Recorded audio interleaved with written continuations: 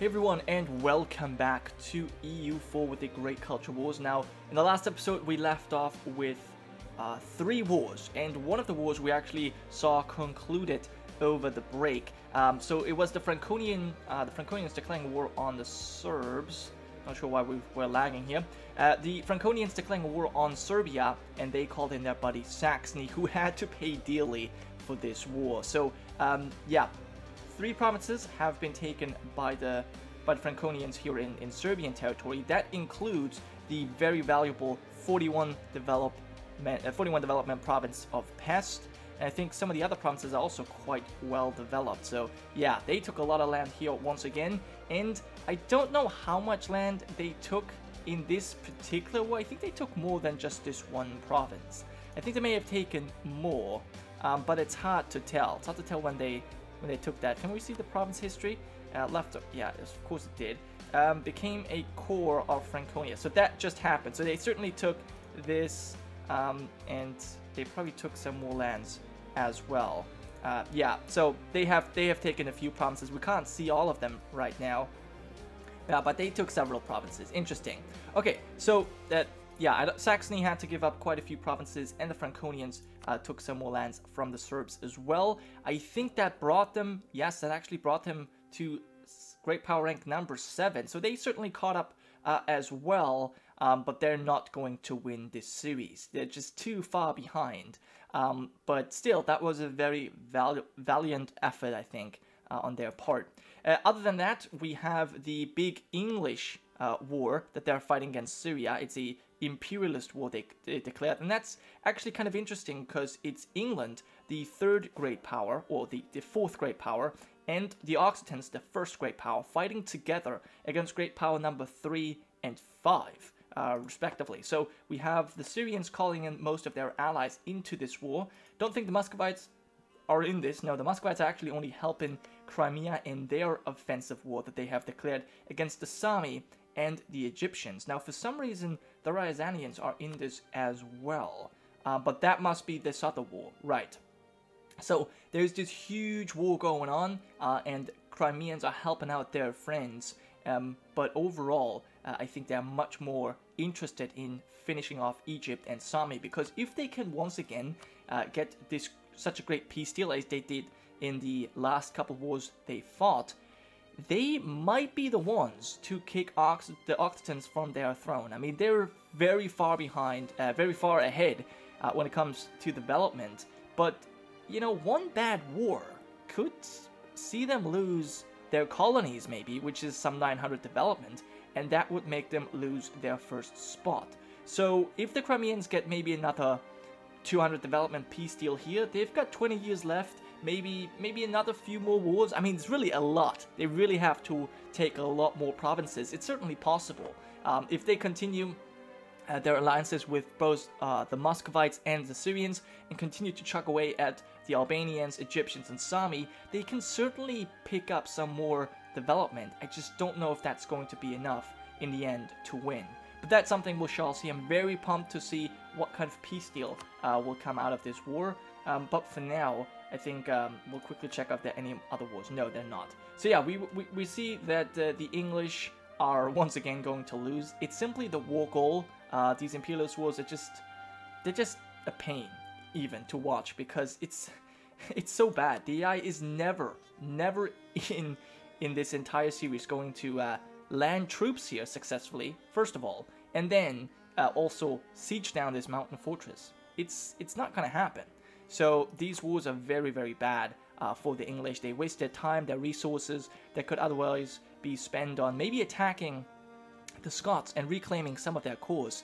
That would have been a smart thing to do. I don't think the Scots have strong allies. Well, they are allied to the Leonese, but then again, they only have got like some 90,000 men in actual Scotland, taking attrition for some reason, whereas you have way more men at home. You've got double that number for some reason, so you could easily swipe in and just totally take him out, especially because you're allied to the Irish.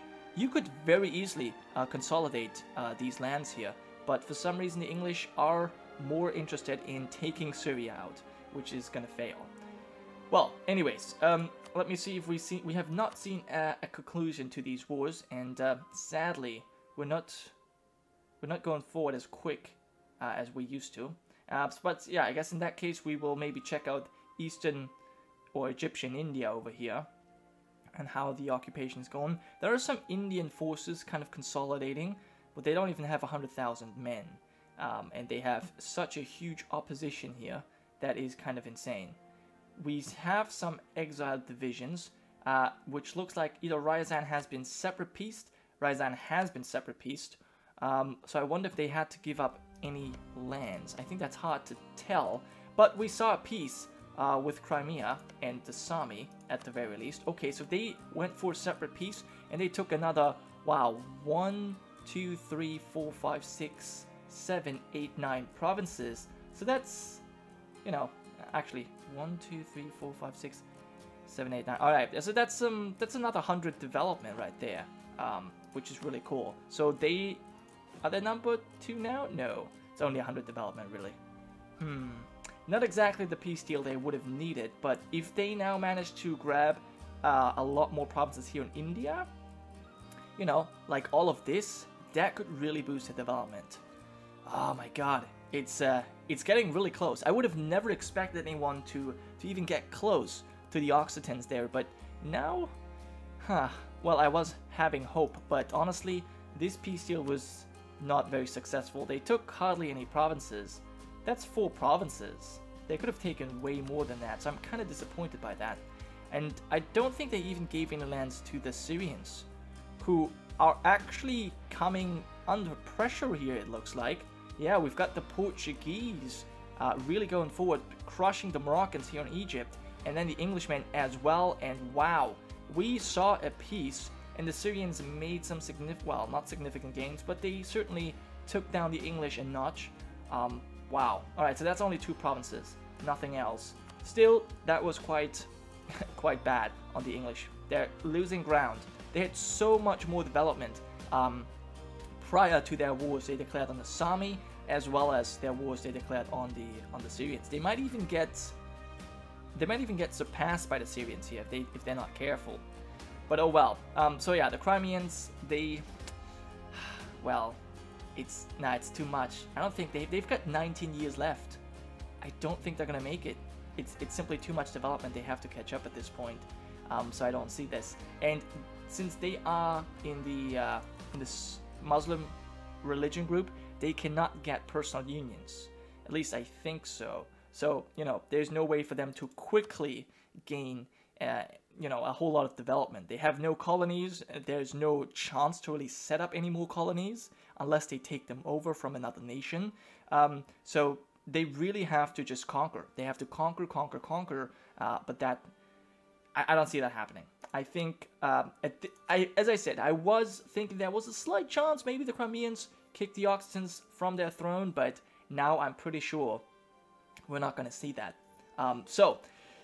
Well, I guess since this is going to be one of the latest episodes, we can already kind of check out what's been happening. So the Danish did a really great job with their personal unions. I really enjoyed that quite a bit. They could have maybe taken a little bit more from the Finns.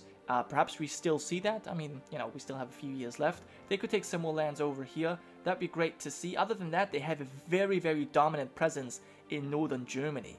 Except for the Flemish, who kind of really, you know, enjoy border gore, I suppose. The Danes look nice. They have a nice empire, and overall looking really good. They have several times been in the great power ranks. Eventually, they have been kicked out now. The Muscovites, they're currently great power number 8. They are doing well, or they did well for themselves. They were on the rise. They were the rising star for a long time. But then they just kind of slowed down. I think the Muscovite problem was really that they never managed to get a connection to the wastelands over here. They let the Ryazanians, the Sami, and to an extent also the Crimeans simply colonize all of Siberia, and therefore a lot of valuable development they never even got.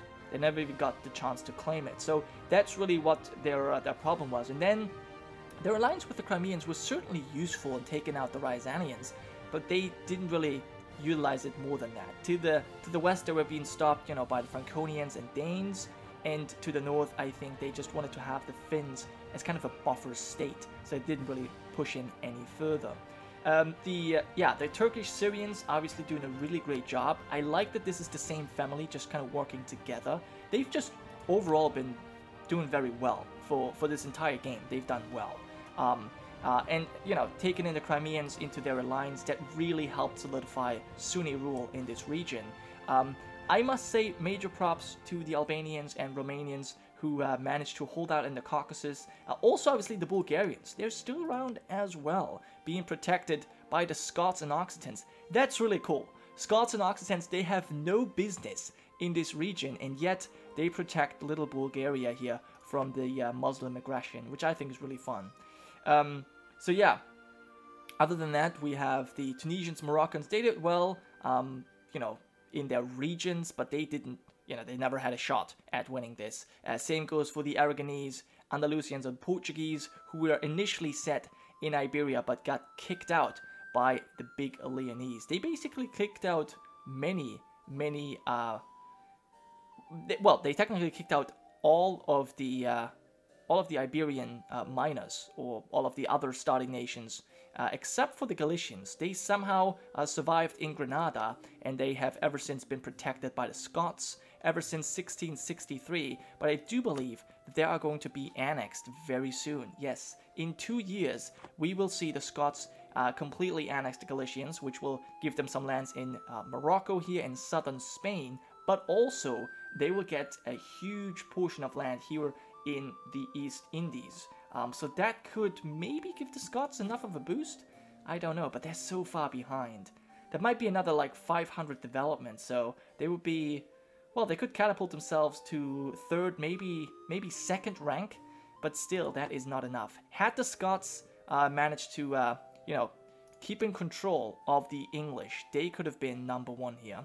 And apparently there's another war that has broken out, the Second Crimean-Scottish Imperialist War. So we see the English going after the Syrians, and after that didn't work, the Crimeans decide to go after the Scots, which is just as stupid. Especially because they're now fighting, the Leonese as well. This is not going to go well. And then we've got the Second Franconian-Vallonian Imperialist War.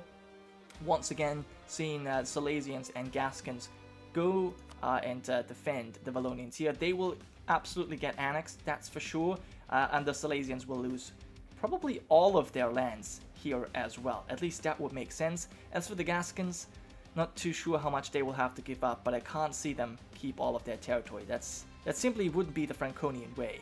They have really been working hard, kind of like the Crimeans. They really worked hard to gain development in these last few years here. And I mean, I must say, had they started their conquest a little bit earlier, they really could have had a shot at the first place here. But yeah, this is coming way too late. This is coming way too late. I mean, there's no possible way they can catch that. Yeah, they have to almost double their development in order to be #1. So unless they really kick out the Occitans from their homeland and thus make their colonies rebel, I don't see any chance for the Franconians. But at least they could kind of recreate the old Frankish Empire. That would be really cool. I mean, they already kind of have that. They have the northern part of France, they have the southern part of Germany. So if they now take the southern parts of France as well, I think we could say that they are the new Frankish Empire. But yeah, certainly Silesia is going to survive here in the Carpathian Mountains, no doubt about this, but I'm pretty sure that they will lose their last holdouts here. And these lands are pretty valuable. I mean, Wien has 45 development, and all of these provinces look really nice. So this is going to be another great boost for the Franconians, but it's just, it's just to make them look good, to make them a good second place or whatever place they're gonna be. I mean, we should keep in mind the Franconians do not have any colonies. I don't think they have even picked the colonial ideas, the exploration or expansion. It simply doesn't really help them much to pick that. So I wouldn't be surprised if they don't have that. I think we checked it last time. I kind of forgot what they picked, but I don't think it's very important at this moment. Alright, so it's 18-8, so we should see annexation here very soon, unless of course the war is slowing this down. That could be the case, yes. The war actually, I think the war actually slowed this down. Oh, interesting, so both countries need to be at peace for an annexation to progress. Huh. Alright, well, so the Scots, maybe that is actually, you know what? I think that might be what the Crimeans are doing. The Crimeans see that their position is threatened should the Scots annex their personal union here. I think that might be what they're doing. They're simply trying to delay the annexation of the Galicians here in the hopes that they can retain at least their 3rd place. Not like they're going to gain a medal for it or something, but still, it would make sense. You know, from a, I think, roleplay perspective, it would make sense for the Crimeans to just slow them down so they can... they have one less rival to worry about. Now, is this the Galician capital down here? I think they had the capital here for some point, at some point. No. It's not in Granada either, so it must... Well, where is it then? If it's not here, it's certainly not in the East Indies, because then it would simply say Galicia over here. So I'm actually kind of surprised. Where is your capital? Your capital's over here in Africa. Interesting. Alright, well... These colonies certainly have been occupied, but that means at the end of the annexation, Scottish East Africa is going to grow. In fact, you know what? There's actually uncolonized lands. That's 22 development. You should pick that up. You should absolutely go ahead and pick that up, but I don't think that's going to happen. No, we won't see that happening. Alright, well, the war has come to... No, that was not the war that has come to a close, but the Franconian War has certainly come to a close. That was expected. They annexed Wallonia, and they've taken 3 provinces only from the Silesians. They did not actually take Graz. Not really a big deal, but I would have taken it. I mean, might as well. But they took another 1, 2, 3, 4, 5 provinces off the Gascons. Wow. They're certainly the dominant... well, I would say the dominant European power at this point, even though, you know, the Austrians may have more development, but they're not as present in Europe. I think the Franconians are certainly the strongest here. And then I would maybe give it to the Muscovites. We will certainly have a look at the military power and naval size and all these kinds of things, but we'll do that in the last episode. For now, I don't think that is necessary. So how much development? Now they gained some 2,000 development. Well, so it wasn't 200, obviously, not 2,000. So it wasn't bad, but it didn't really help them too much. It's simply not enough, as I said. It's simply not enough. Okay, so we'll see the conclusion of this war. Nothing's going to really come out of it. As I said, it's simply going to delay the annexation of the Galicians here, which is kind of sad because I wanted to see it in this episode, but that is all right. But yeah, so I started to go over a few countries that I enjoyed. I was obviously initially saying when the series started that that whoever controls North Italy is going to win. And the Romanians quickly consolidated that region, but they're actually not doing too well. And I think I've mentioned this in previous episode. It was simply because they boxed themselves in with allies. Allies to one side, you know, with the Franconians and Neapolitans. On the other side, they kind of had the Turkish Syrians as rivals for a long time, and they're sort of like an unbeatable alliance at that point. They were simply not able to defeat them. But now that I checked out the diplomatic map mode, I realized there's a new war. The Muscovite Purge of Prussian Heresy. So the Prussians are now under Prussia. They have stayed independent for so long, but now the Muscovites are hungry and they want to take them out. So let me quickly see this. It's apparently the Albanians and Greeks supporting the Muscovites here, which is not really all that much.